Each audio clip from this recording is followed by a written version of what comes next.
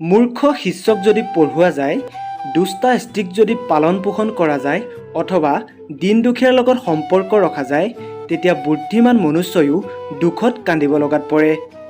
দুষ্টা স্ত্ৰী, পেট নোপোৱা বন্ধু, প্ৰত্যেক কথাত উত্তৰ দিয়া চাকৰ, যিখন ঘৰত সাপ থাকে এই সকলো মৰাৰ তুল্য। ইয়াত কোনো সন্দেহ নাই।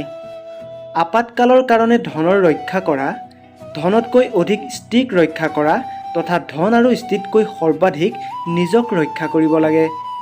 নিজৰ কেঁচা ঘামেৰে ঘটা ধনক ৰক্ষা কৰা উচিত।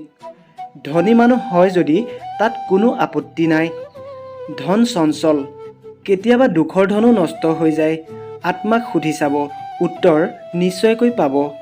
যিখন দেশত সন্মান নাই, জীৱিকা উপাৰ্জনৰ কোনো সাধন নাই, বন্ধু বান্ধৱ নাই আৰু বিদ্যাৰো কোনো লাভ নাই, সেইখন দেশত এদিনো বাস কৰিব নালাগে।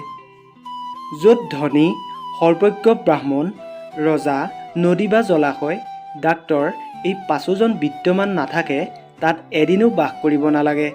কিয়নো এইকেইজন নহ'লে ইহলোক বা পৰলোক দুয়োটাৰে সম্ভাৱনা থাকে।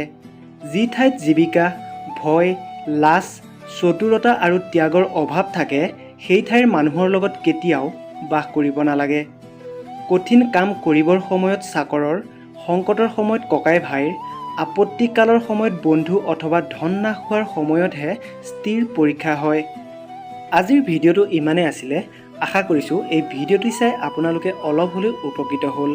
যদিহে ভিডিঅ'টো চাই ভাল পালে তেনেহ'লে লাইক শ্বেয়াৰ কৰিব আৰু আমাৰ চেনেলটো এতিয়াও ছাবস্ক্ৰাইব নকৰাকৈ চাই আছে যদি প্লিজ চেনেলটো ছাবস্ক্ৰাইব কৰি কাষত থকা বেল আইকনটো প্ৰেছ কৰি ল'ব। ভিডিঅ'টো শেষলৈকে চোৱাৰ বাবে ধন্যবাদ।